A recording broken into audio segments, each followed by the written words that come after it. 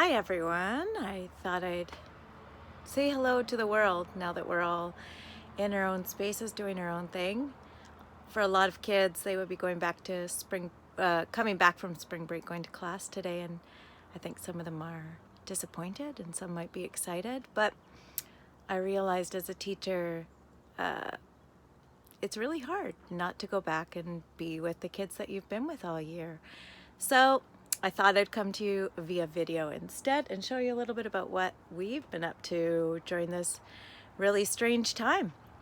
So the first thing we did was, and the first thing I usually do when I am not in the classroom, is get busy in the garden. So Amalia and Levi actually helped me build this amazing little green space to plant our veggies. And I happen to have a couple of these wire racks in the house that I wasn't using for anything. So I made a little table and put them on there. I'm gonna get some more seedlings started pretty quickly. I got some grow mix. I usually make my own seed mix with peat moss and soil mix. This one has a bit of aggregate in it. So someone recommended that to me.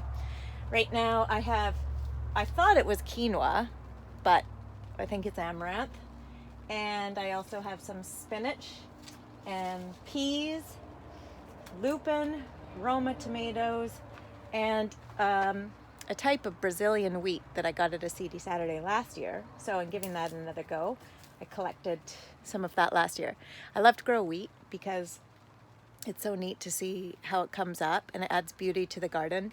I don't necessarily harvest it. You'd have to grow quite a bit to actually get anything out of it. So here's the rest of the garden.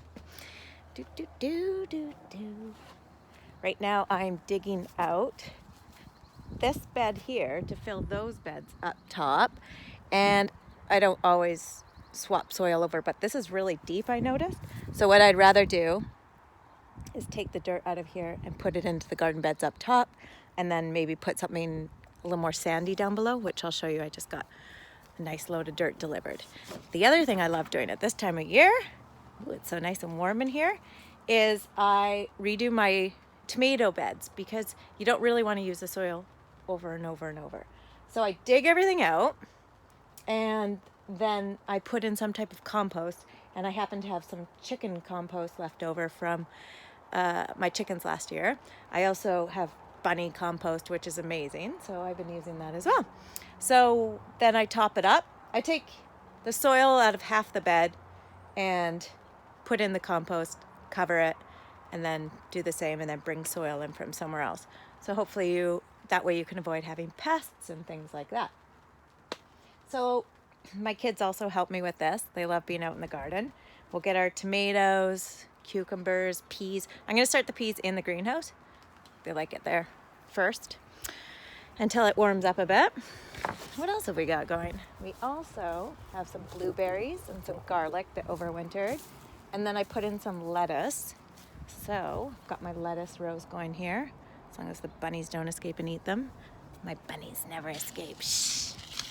And then I also moved my raspberries over because before they were in the raised beds, which I'm going to show you.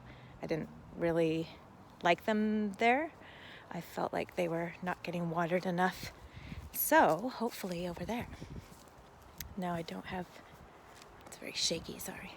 We are also, so we're building some more raised beds here. And that's only because I have this huge slope. And so I just sort of prop it up and make it even. But the heat capture from the cement is perfect. It's a great place to grow. So what I did was I took that soil that I just showed you from below and put it in here. And look at all these awesome worms. Super wormy soil. And then I put in some peat moss, just regular peat moss, just to fluff it up. You don't have to do that. So I have some radish seeds here, which will be good to get started. But this is the perfect kind of soil for carrots. So I'm going to put some carrots in there. I also have some rhubarb started. And this was my strawberry bed. Again, strawberries kind of like to be moved around a bit, in my opinion, because then then you can amend the soil. They don't have very shallow roots, so I just usually put them in something a bit shallower. I think this was too deep and it's better for something else. Like more lettuce. My rhubarb's coming along lovely. And this is all lemon balm and mint, so it will just do its thing. I put it up here because you don't really want mint and lemon balm in your garden. And I also have a fig tree. And this is our spring garden. It's got a lot of spring bulbs in it, but it's also got edible flowers. Lilies and violas and, oh gosh, I can't even think of them all right now. Delphiniums. So we have lots going on here. And then my herb garden, I have sage, rosemary, this is lemongrass, sage, rosemary, lemongrass, oregano. There is some lemon balm up here. I keep pulling it out, but you know how it goes. Thyme and cilantro. All those things are in here, and chives. So that's a really nice herb garden. And then we have my newest project. Oh, besides all the other ones that you can see behind me. I just built these stairs and got some soil delivered. So this is just going to be a perennials bed with irises, but I'm hoping to make a mixed garden here. So I got the soil delivered, and it's just actually lawn soil because I am going to have a nice lawn, so I can graze my bunnies. I don't know. Everyone needs a lovely lawn, I guess. And I'm going to mix in some native plants in here with some perennials and edibles and herbs. Already I have some Oregon grapes that I saved from someone was building a house, and I went in and took those. And I've got some oregano here coming up and lavender. I also saved these. I think they're African violets. Correct me if I'm wrong. They're beautiful purple. So those will come in. And then the last garden is going to be here, and this is going to be like a woodlands fern garden. And so those are all my projects, just one or two. And I always tell people there's a direct correlation between how many gardens projects I have and how much chaos is going on in my life.